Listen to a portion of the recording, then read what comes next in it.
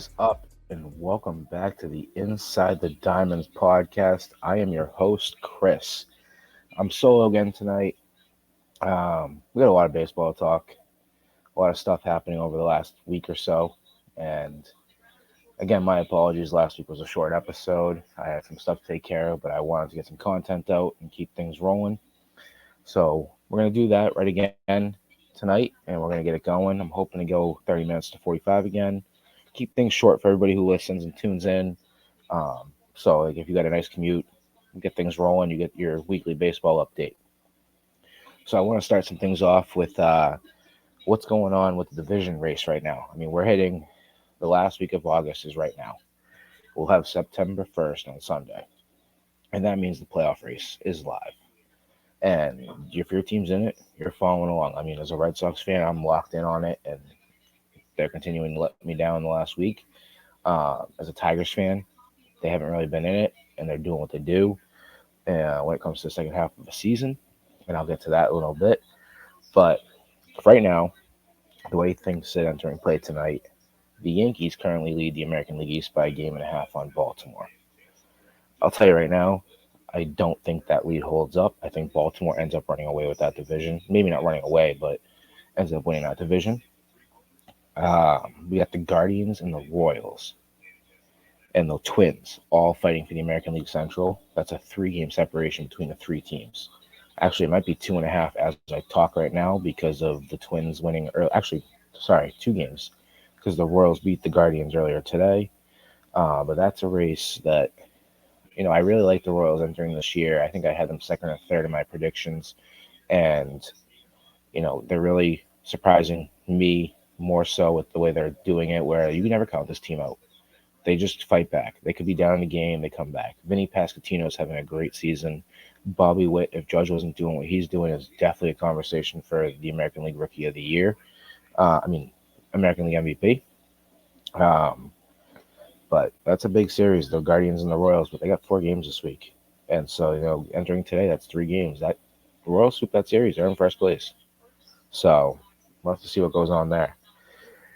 As for the American League West, the Houston Astros have just pulled away from the Mariners. And, the Mariners made their moves at the deadline and adding Randy Arozarena, Justin Turner, but it just hasn't panned out offensively for that team.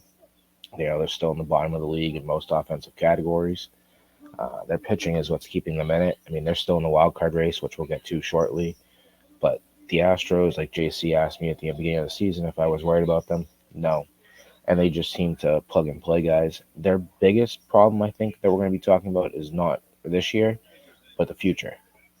I mean, they have one prospect, I believe, in our top 100. Realistically, Bregman's a free agent after this year. I think they have a couple of other guys who are. And so, can they have the guys to replace that? Because Bregman's been a key part of them for the longest time. And I like Alex Bregman, despite 2017, forgive and forget, I guess. It is what it is. It happened. They won the championship. Nobody took the World Series trophy away from them. We're in 2024. It's been 7 years. Moving on.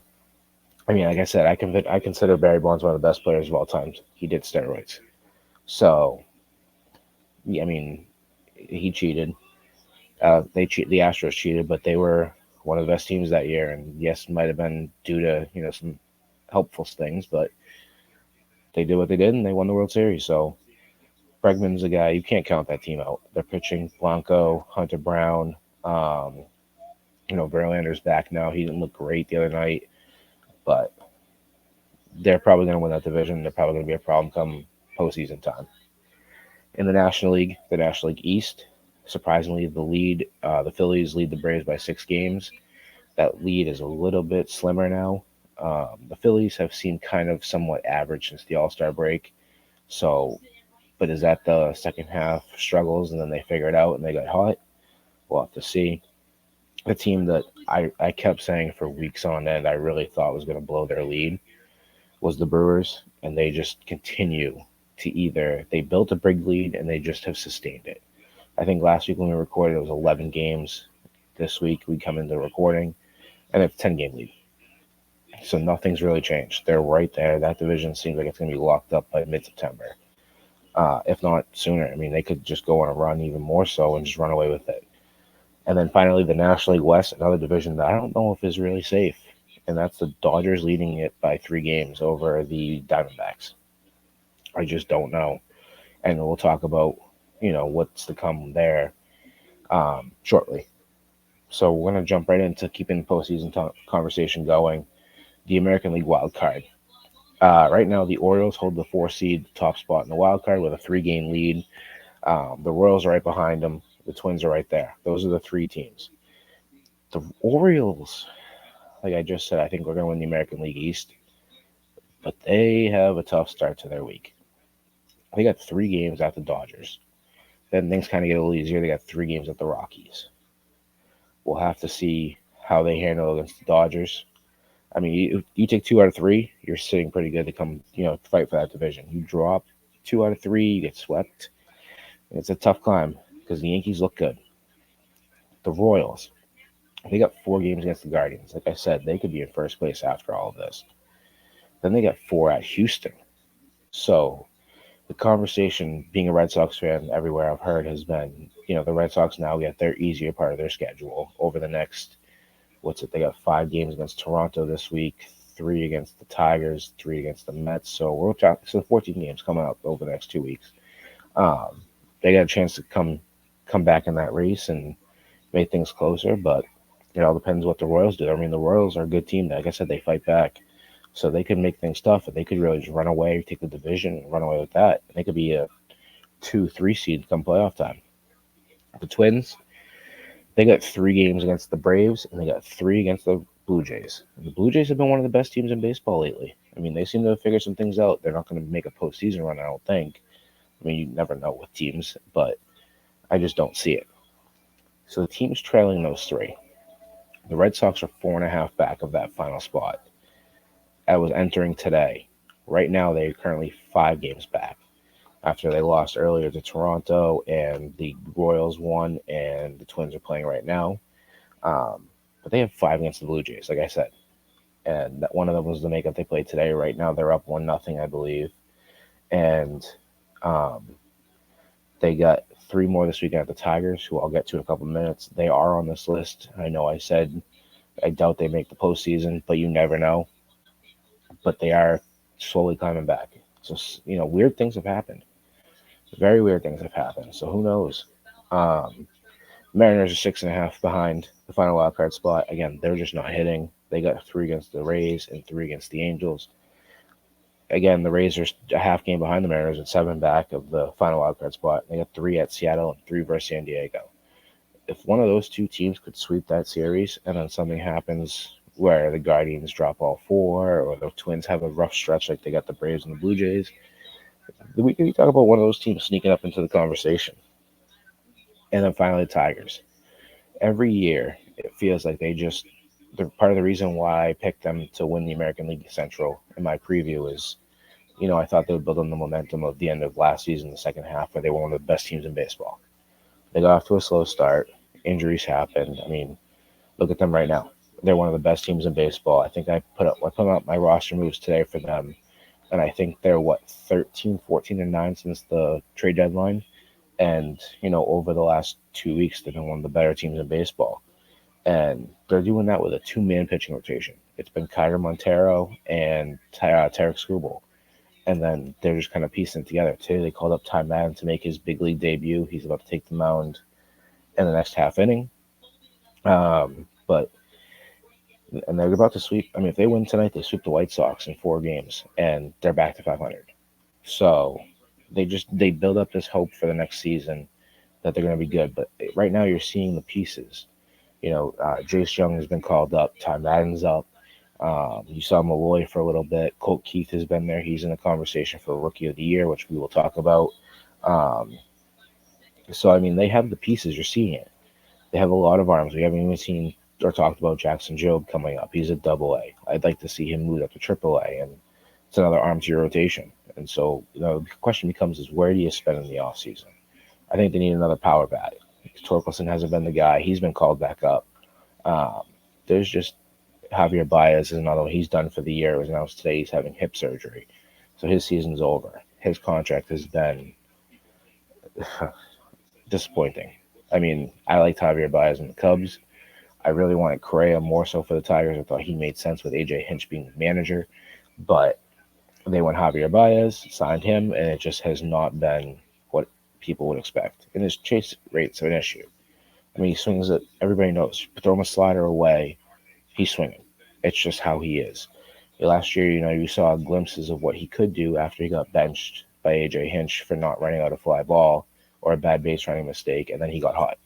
So you can see what he can do. The problem is he can't put that together for a full season. So we're going to shift right to the National League. That race has, like I said, every week we talk about this.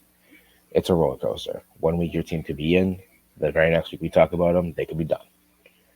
And so here we are. The Diamondbacks are reaching the Dodgers. They have a 4.5 game lead at the top wild card spot. And they got 3 against the Mets, team behind them. And they got 4 against the Dodgers this weekend, a team they're looking up at for the NL West. And they are behind by 3 games. So, if the Dodgers struggle with the Orioles and the Diamondbacks take care of business with the Mets, then they got that series against each other. We could have next week's podcast being a new team in first place in the NL West. I don't think so, but the Dodgers do have a lot of question marks.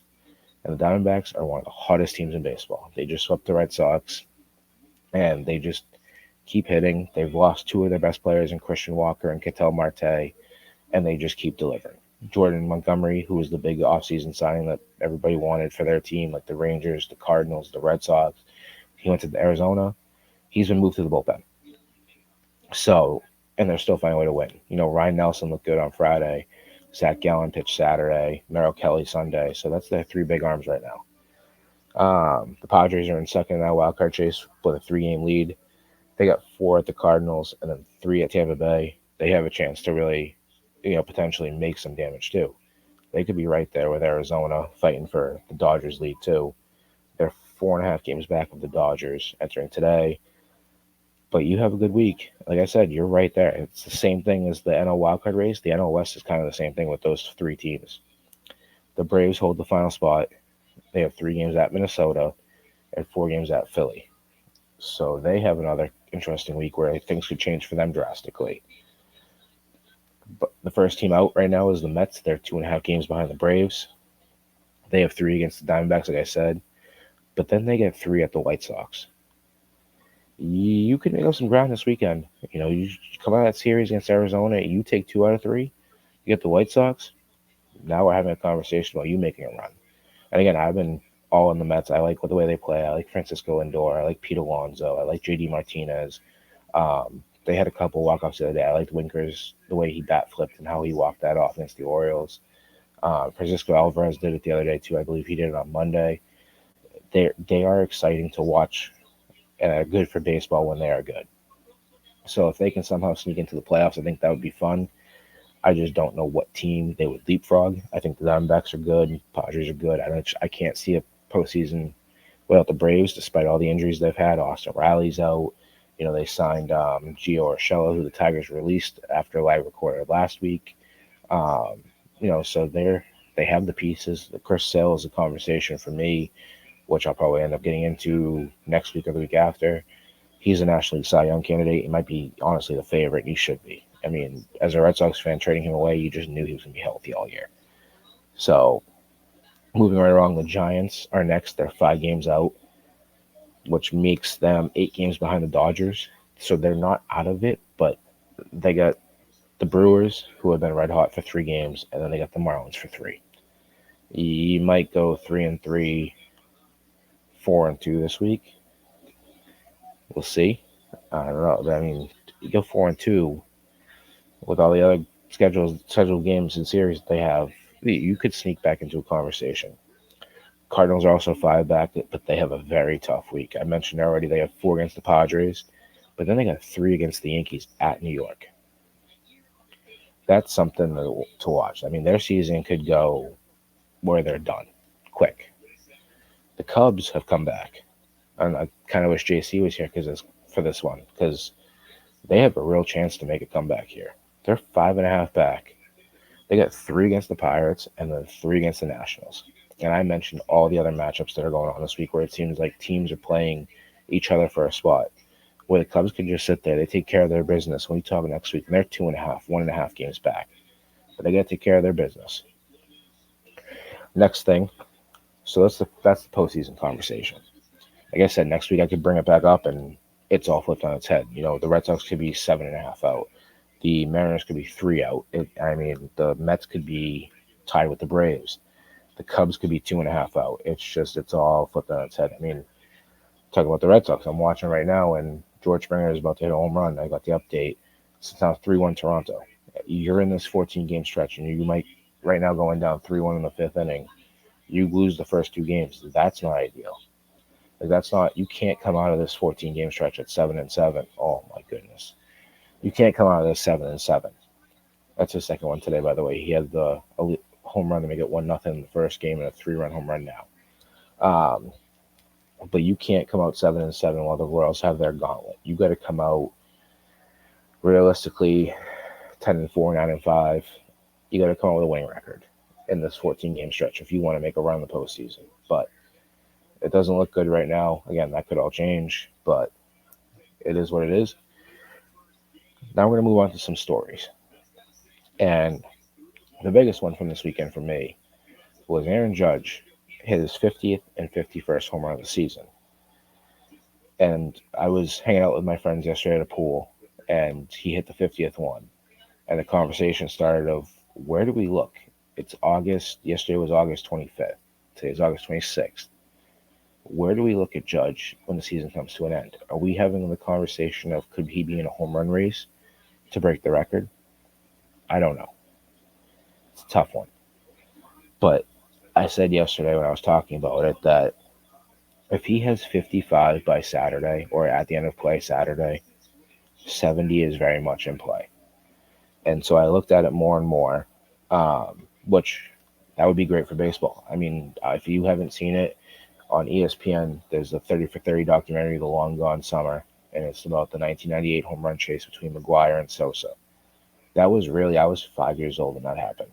And that was really my big introduction to baseball. I had a Cardinals hat. I liked McGwire. I know they both did steroids, but that was all must-watch baseball.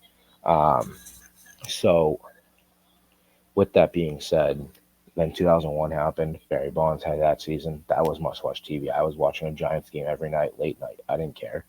It was summer. I was falling asleep on the couch. I was 8? It was just, or the next day reading the newspaper, like, what's going on? I'd stay up as he got closer. So I went through it. In 2001, through 129 games, Barry Bonds had 58 home runs. Judge this season through 129 games, that's where he's at entering tonight, he has 51. So he has 7 less home runs than Bonds did. However, at this point in the season, the Giants had 138 total games played. For the Yankees, they have 131. So that's a 7-game difference. Judge has been hot. I believe he hit at least 4 over the weekend. So with the 7-game difference, he's hot right now. He hits a home run in those 7 games. He's tied. But, so that's what, 142. So the Giants had 24 games left. And in those 24 games, Bonds hit, I believe he ended with 73 that year. Exactly. So Bonds hit 15 more home runs. The Yankees have 31 games. And Judge needs 23. It's a home run. He really has a shot for this. And it depends on what happens over the next week. Like I said, they have the Cardinals over the weekend. I forget who they have this week. I have my phone on. Oh, they have the Nationals. Did he hit another one? They're up 4-0. No, he did not. Gleyber Torres hit a homer.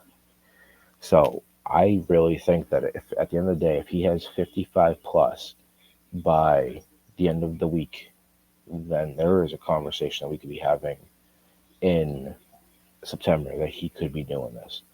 And if he does, maybe we do a live stream. Maybe that's an option. But, as much as I don't like the Yankees, what he's doing is good for baseball. It's must watch. Like I'll find myself watching Yankee games because I want to see it. Um, it's like I tell this story all the time. Back in the last year of Derek Jeter, I was at a friend's house and I was driving home, and I just had the game on my phone, and I was listening to it, and they were talking, and I heard Baltimore came back, and then they said, "Oh, the bottom of the ninth coming, Jeter will be up," and so I got home, turned on my TV, sat right down, and I said, "He's going to do this right here," and he hit that walk-off single in his last game at Yankee Stadium. I mean, I'm not a Yankees fan, but I like baseball and I like seeing that stuff. So I think Judge really can, and I think he's benefiting from having Juan Soto in that lineup. So I wouldn't be surprised if the Yankees spend on him, but I also know the Mets really want him, and they have no problem throwing the money around. The next thing we want to talk about, the Rookie of the Year conversations. And, we're getting to that point where we're hitting September, like I said, and, award conversations start to hit. And so I looked today. That's why I said I'll talk about Cy Youngs and MVPs probably over the next couple of weeks. I think the AL MVP is locked up. I think that's Judge. But the Rookie of the Year, and right now the favorite is Colton Cowser, and second is Austin Wells. And so I was going through the numbers. If you go through Colton Cowser, he's a 247 average. Among American League rookies, that is ninth. The other names I have on the list are hitting wise, Austin Wells, Wilyer Abreu, Ceddanne Rafaela, Colt Keith, and Wyatt Langford. Austin Wells is hitting 252. That's eighth among rookies. Wilyer Abreu is hitting 268. That's first among rookies. Ceddanne Rafaela is hitting 260, which is third among rookies. Colt Keith, 264, second, and Wyatt Langford, 245, 10th. Going through the OPSs, the top three, there's Wilyer Abreu with an 839. Actually, the second one's not on here, and that's Colton Cowser's third with a 771. Home runs, Colton Cowser's 19, he's first. Abreu is second, he is 14, and Rafael is third, he is 13. Going through the RBIs, Rafael is first with 61. Colton Cowser second with 57, and third is Colt Keith with 51. Now, Colton Cowser is having a great season, and I understand why he's in the conversation for Rookie of the Year. But definitely believe he probably will win it, should. And I said this a couple weeks ago on a podcast with JC. How are we not talking about Ceddanne Rafaela? He should be up there higher. Abreu. But Colt Keith, after a slow start, has been one of the best hitters. And somebody I used to write with at a different company posted today against him and Wyatt Langford. And people are saying Langford's had a good season, missed some time though with an injury. Colt Keith has been very good. They have 714 OPS this season, 12 home runs, which is fourth. I said the RBIs in his average. The other names that are on the list are Luis Gil and Mason Miller. Both of them have fallen off. Miller's a great bullpen arm, but he had the finger injury right around the All-Star game and deadline. Luis Gil is kind of tapered off throughout the year, so the conversation right now is based on the odds on DraftKings. It's Colton Cowser. But I think Abreu and Rafaela hurt each other because they're on the same team, because they just both look at, David Hamilton's the third one on the Red Sox. I didn't put him on the list. But those three kind of all hurt each other because of their numbers. They're all kind of similar in a way. Austin Wells is having a great season, but he really gets overshadowed by Judge. The argument I make towards Rafaela, though, and why I think he should be at least third, second above Abreu, is defensively. And he is playing a Gold Glove defense at the two most important positions. They came into the year, he was the center fielder for the Red Sox. Trevor Story went down, people were calling for him to play shortstop. They put him at shortstop. He's played Gold Glove defense at shortstop and center field. Whenever he is put in the lineup, wherever it is, he plays Gold Glove defense. And not saying the other guys on the list don't, but, being where you are offensively and then just being able to switch, not even night in, night out, but within the game. Like he might start in center field, and then the next thing you know, in like the seventh inning, he's at shortstop. or vice versa. He's at shortstop for 7 innings and then he goes to center field. That's a quality that I think is getting overlooked in this conversation for Rookie of the Year. Do I think he's going to win? No. But I think he should be talked about more. Just like I think Cole Keith should be up there. I don't think Cole Keith right now with his odds is 7th. He should not be 7th. He should be up there with Abreu and Rafaela. I really think he's ahead of Luis Gil and Mason Miller, especially with the season he's had. And now maybe, the Tigers are playing better. He has a great September. He might win the award. But right now, when I looked at the odds, I was kind of shocked about it. On the National League side, it's down to a two-player race. Number one, it's Jackson Merrill. He's the favorite right now. Looking at his numbers for National League rookies, second in batting average, 288. Second in OPS with an 807. First in home runs with 19. First in RBIs with 72. So he's one of the best hitters rookie-wise. And honestly, he's helped the Padres to where they're at. I mean, remember, they didn't have Alexander Bogaerts. They didn't have they haven't had Fernando Tatis for a little while. So, they've missed some key bats, and Merrill has had no problem filling right in. The other name, we all know it, it's Paul Skeens. This season, he's 8-2. He's third among rookies in wins. And remember, he came up late. 2.16 average ERA, first. And 0.94 whip, first. And 104 innings pitched. Again, came up late. That's fifth among all rookie pitchers. Shota Imanaga was another one I saw, but he kind of has tapered off. It's down to them too, and I really think it's just Jackson Merrill.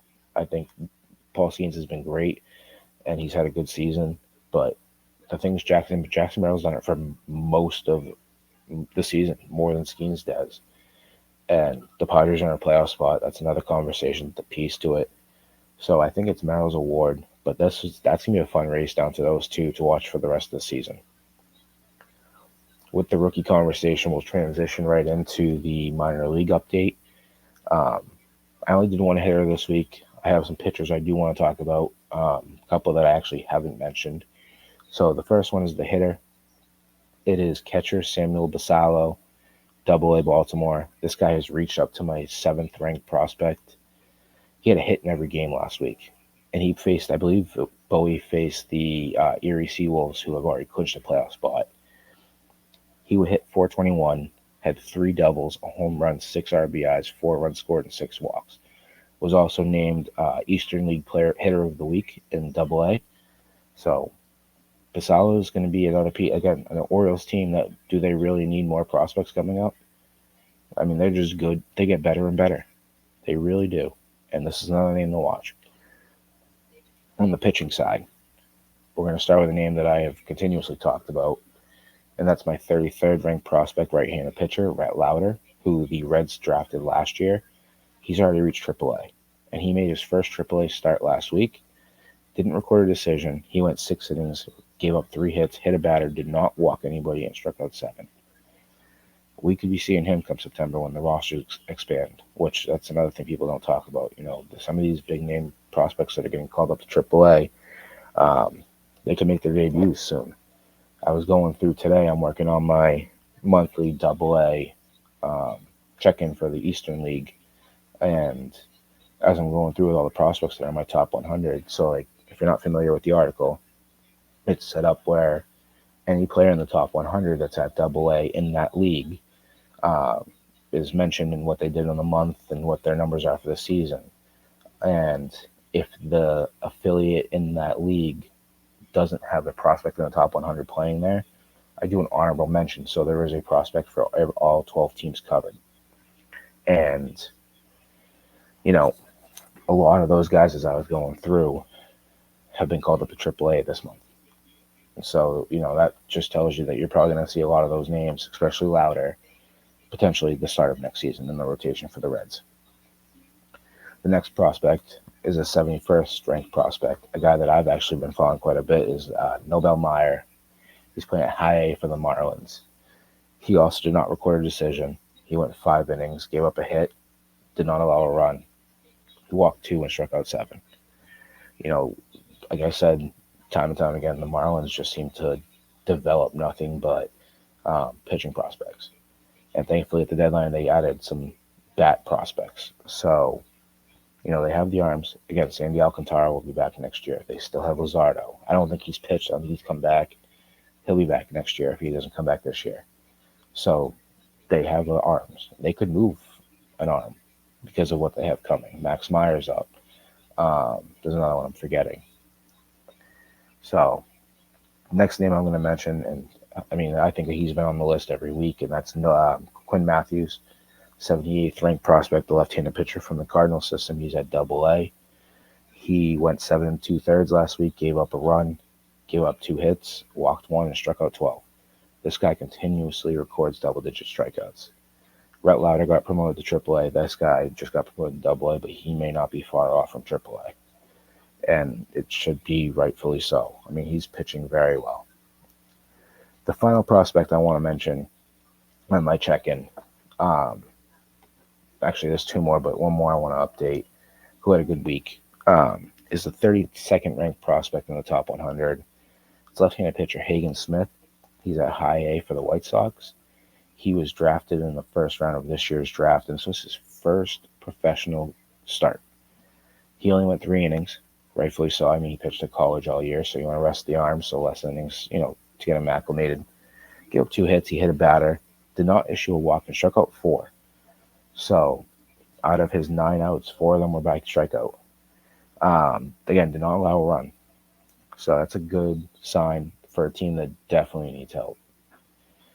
And then we're going to talk about, as we're sitting here breaking news, the Rockies the other day designated their former All-Star, I believe he was the All-Star Game MVP a couple years ago, Elias Diaz. He has now been signed by the San Diego Padres. So a team that has a top catching prospect at high A and needs a bat went out and got one that can help behind the plate as well. So that's a good sign for the Padres. I like that move. It could be something that helps them down the stretch, and when they get in the playoffs, and they could be a scary team. They could be, probably not going to have the low amount of wins that the Diamondbacks did last year, but they could be the Diamondbacks of this year, where they surprise some people, make a run, and they get to the World Series. I really would not be surprised if they did.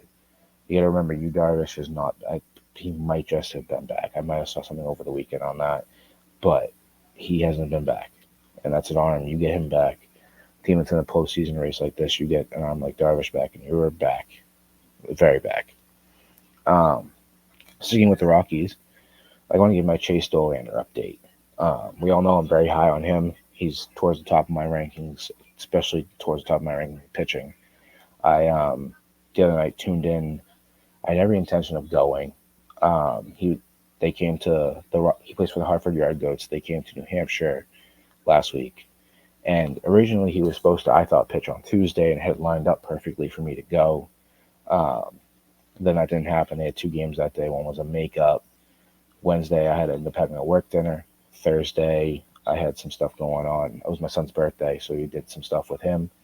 And then Friday, we were getting ready for my son's birthday party on Saturday. And so it got announced that he was pitching Friday. Kind of the issue I have with minor league baseball is they don't announce pitching right away. Kind of usually the day of, if not like the day before, like the night before. So I didn't see it until the day of, and I was like, there's just no way I can swing that. But I watched the game on TV. I tuned in for the whole time he was out there. Well, not one of his better starts, but he pitched, I thought, well. He went 5 2/3. He gave up 2 runs on 4 hits. He did walk 2, but another start he recorded 10 strikeouts. So again, we have a newer writer for the Rockies. His name's Tanner. I reached out to him. I believe he actually posted right now. It's done, so I'm either going to get that out. Probably tomorrow morning I'll get it out, which is Tuesday, depending upon when you're listening to this. But I talked to him about, there's a lot of Rockies prospects I have in our top 100 that I am very impressed with. A lot of them have played at Hartford, and I've watched quite a few Hartford games this year, and I've gone a little bit higher on them. Zach Veen just got promoted to AAA, and I believe Yanquel Fernandez got called up beginning of the month to AAA. So they're getting closer. They're all in Albuquerque with the Isotopes. Dollander may not be far off. And Adel, I forget how you say his first name, Amador, made his Major League debut this year already. So there's some good ones down there. There's a couple more I forgot to mention. Gilbert was on there. He's obviously in the big leagues. And So he's writing an article for us that is talking about how I think the future, I kind of mentioned to him how I think the future is bright. And so it's kind of covering what they've been doing this year and, giving you a little insight of what the top Rockies prospects are doing right now and the levels they're at. Some big news and some exciting news as far as prospects. The Detroit Tigers have called up Ty Madden, who was in my top 10. He's not in the top 100 MLB ITD prospects, but he's in the top 10 as far as Tigers are concerned. He makes his MLB debut tonight, and right now they're losing 1-0. He had a tough first inning, got out of some trouble, but this season in 22 starts, I believe he's definitely pitched a AAA, and I believe I saw a AA. So he's been at Toledo and Erie. It's 3-5 with a 6.98 ERA, a 1.59 WHIP, 124 strikeouts, and 96 and 2/3 innings. So he is going to be an interesting piece moving forward. We'll have to see what happens, but I like him. He was a guy that I talked to one of our other Tigers writers about, Engage, that he would be a guy I would be interested in seeing him write an article. He does a lot of good stuff as far as minor league interest and like guys who should get a shot. And I said to him that I think Madden's a guy that you should talk about maybe calling him up and giving him a start and seeing what he does. Because as of late, he's pitched better. The numbers don't reflect that, but as of late, he has looked a lot better. And I've watched him Toledo games because I like watching him pitch. He went to the University of Texas, so I saw him pitch in college. When I saw him fall to the competitive round of round one, and I saw the Tigers take him, I was very excited. So that was one player making his debut tonight. The other one is a guy that was drafted last year, second overall. His teammate was Paul Skeens in college, who made his big league debut this year, obviously, and is pitching the way he is Dylan Cruz, who right now is 0-2 with a strikeout. So far this season at AA and AAA, he's hitting .270 with a .793 OPS. He has 13 home runs, 68 RBIs, 60 runs scored, and 25 stolen bases. This is a guy that I thought was going to be a big piece in that Nationals future lineup, who our writer Chance covers the Nationals, and I've had conversations with him about it a lot, where I said, the pieces they have in Wood and Cruz, it's fantastic. They need some arms.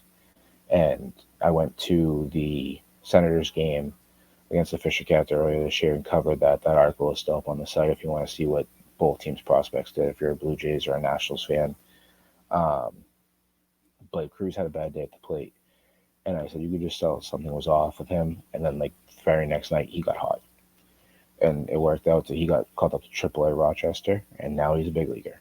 And my favorite thing that they do is you see the videos of them in the office of the manager at, the minor league level, and they call their parents. I love watching those. Those are my favorite. So he called his mom. She was out shopping, and he told her that he asked if she had plans, and then asked her if they were coming to Washington to see him make his debut tonight. The news broke on Friday, so he had some time to get things acclimated, get them there, and here he is making his big league debut tonight. Hopefully he gets that first hit. Definitely against the Yankees. That would be nice to see. But congratulations to Ty Madden and Dylan Cruz. The final segment for tonight is the week ahead. And I mentioned already when I talked about the standings and where they're at right now, there's some good series this week. And most of them have already started. The first one is the Royals and the Guardians, which is taking place right now. Started this afternoon. That's for first place. I mean, at the end of the day, if the Guardians get swept, the Royals take first place. The second series is the Padres and the Cardinals. And the reason I put this as a series to watch is Cardinals lose that series, it could be the end of the Cardinals. Their season could just go slowly away. The third one is potential World Series preview that I already talked about, and that's the Orioles and the Dodgers. I really like that as a potential World Series preview. I know I've been saying Phillies or Braves as my two teams all along, and I like the Orioles still, but the Dodgers can always get there. The final one is the one that could make or break for either team, and that's the Mets and the Diamondbacks for the week. The Mets have been playing some good baseball. They obviously took 2 or 3 from the Orioles. They can come into this series and take the series. They were right there, and they're back to making baseball, the postseason race interesting. For the weekend, it's Braves and Phillies. I just like that division race. I like the Braves and Phillies. I feel like that's something that's been brewing for a while, especially the last couple of years, where it seems like the Braves have been right at the top of the division, and the Phillies have been the wild card team or right in second. And this year things have flipped, and the Braves have a chance to put a little get a little closer to that race for the division. And the final one is the one I said before. It's Diamondbacks and the Dodgers. And the reason I put that was obviously that division race could change in the blink. It could be the Diamondbacks. But it's going to be an interesting week. It's going to be an interesting weekend. It's going to be an interesting week. Right now it's 5-1 Blue Jays, so the Red Sox aren't looking fantastic. So, the Red Sox race could be over after this week. A lot of things can change. That's my favorite series this weekend. I'll be watching that because it's my two favorite teams in the Red Sox and the Tigers. I obviously went earlier this year with my parents. I got my mom tickets for her birthday. And so obviously I'll be watching that this weekend. Probably watching it Sunday with my parents. It's always a fun series, especially for me and my family. It used to be a couple of years back when my grandparents were still alive. One year was my birthday, and we had my one grandfather who was a Red Sox fan, my other grandfather who's a Tigers fan during that series. And it was nice to see, this was obviously before 2013, but they just got along and they both talked about both teams, and the relationship was good. No animosity or anything like that towards when it came to talking sports. So it's going to be a fun week. We're going to end September. When we record, it will be September 2nd, probably Labor Day. If not, I'll do Tuesday, depending on what's going on Monday. I'll be watching some football this weekend. Definitely some baseball. I'll have baseball on most of tonight, most of the week. Tomorrow night's guys' night. So I'll have my son. We'll be watching the Red Sox at 7. Again, I hope your team's in the race. If not, I hope you're still watching because it's what we all need. It's been a good season. There's been a lot of storylines to watch. It's been a roller coaster. I really like the whole expanded playoff. It's made things interesting as far as deadline. Teams still in it. Your team's not really out really at any point, unless they're the White Sox or the Marlins or the Rockies right now, or really the Angels and the A's. But there's a lot of good storylines to watch, and we'll be back to it next week to talk all about it. I hope everybody has a good week, and I hope you all enjoy your baseball. See everybody next week.